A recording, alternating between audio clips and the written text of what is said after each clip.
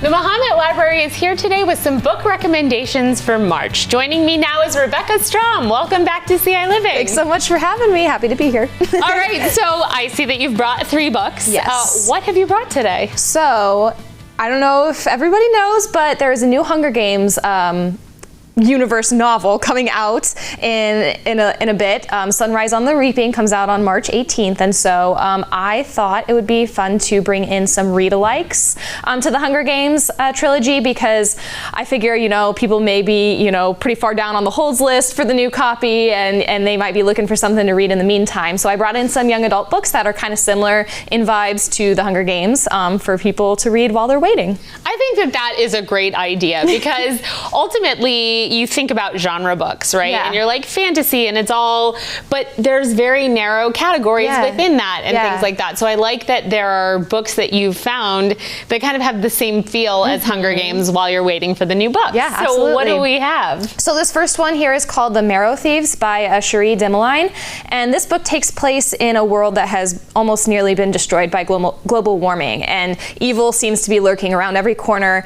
And we follow these kids. They're indigenous kids who are being hunted for their bone marrow because it is said to give people the ability to dream, which is something that everybody else has lost except for the indigenous community. And so it's about this group of indigenous kids trying to not only survive, but also try to figure out a way to defeat these marrow thieves, or what they're called. So if you like the kind of social justice aspect of the Hunger Games, or fighting for freedoms and for justice, then that's probably something you'll see in this book as well, that I think will really resonate with people. Yeah, that sounds like such an interesting read, and I feel like every time you're here, I'm like, ooh, adding to my book list. Yeah. So that's really interesting. Absolutely. What about this one? So the second one, you'll see from the description why I pulled this. It's called The Kill Factor by Ben Oliver.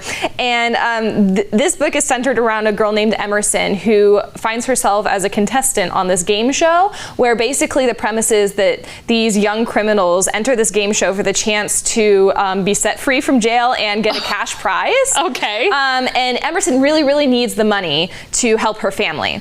And so she enters this contest, but only after entering the contest does she discover that losing doesn't mean going back to jail, it means death. And so she is like, suddenly the stakes are like crazy high, right? Just like in the Hunger Games, all these kids are competing to survive, essentially.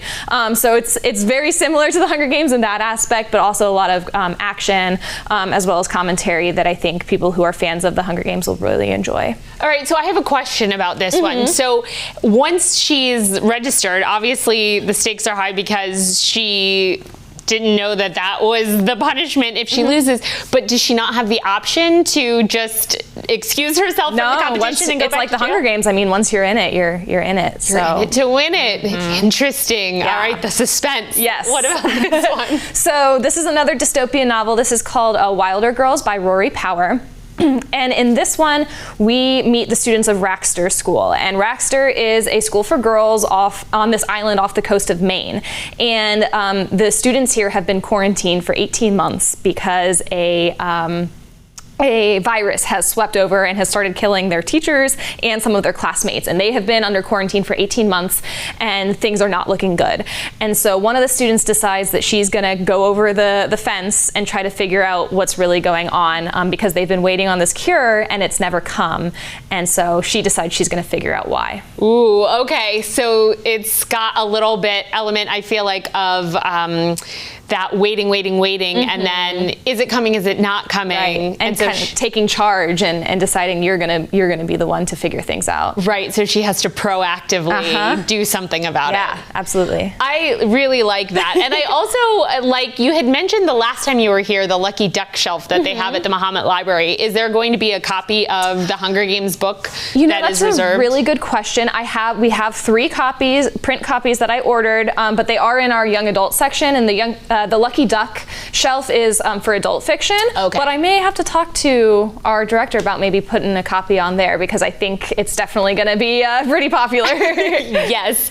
I was at the library the other day and there were like 1,600 holds on a book that I was trying to get out. That's so crazy. it's, I think there's over 100 already on the physical copies of Sunrise on the Reaping. So it's going to be a pretty stiff competition out there. Are you going to read it in a day before you put it out on the shelf? I'm like, yeah, speed through it. Speed read it. And then you also have a couple of events coming up, right? Yeah. So for fans of Hunger Games, we're having a teen program on March 25th from 5:30 to 8:30 for students in grades 6 through 12. We're going to be doing a book discussion of the first Hunger Games novel, as well as a watch party of the first movie.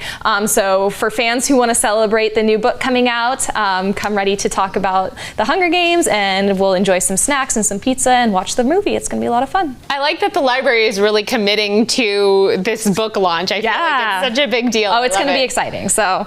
And then we also have our, this is, I think, maybe our third plant swap that we've ever done coming up on March 29th from 11 to 12. This is more for adults, but really anybody is welcome, any plant enthusiast. People bring in cuttings or propagations, and basically you swap them with the other participants. So you can bring some plants and take some plants home, and it's just a really cool way to meet fellow plant enthusiasts and get some new cuttings for your collection. I really like that idea because ultimately I feel like, at least for me personally, I don't have the greenest thumb, so it's hard to sort of get those seeds started. So I like and some people just come to just like talk to like the other people and like learn more about, you know, starting your home garden or your house plant collection or whatever. So it can just be an educational thing as well. Yeah, that's good to know. Well, thank you so much for being here and sharing these books and all of that information about the upcoming events. Absolutely. Thank you so much for having me. And if you want more information, you can visit us on the web at ciLiving.tv after the show.